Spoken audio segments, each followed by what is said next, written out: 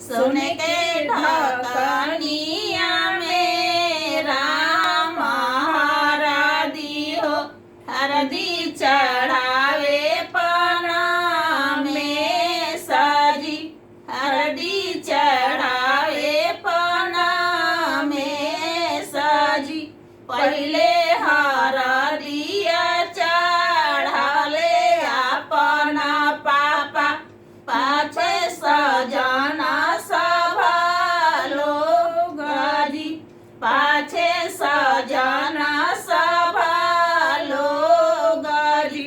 सोने के ढकनिया में राम हरदी हो, हरदी चढ़ावे पना में सजी, हरदी चढ़ावे पना में सज। पहले हरदिया चढ़ाले अपना चाचा, पाछे सजना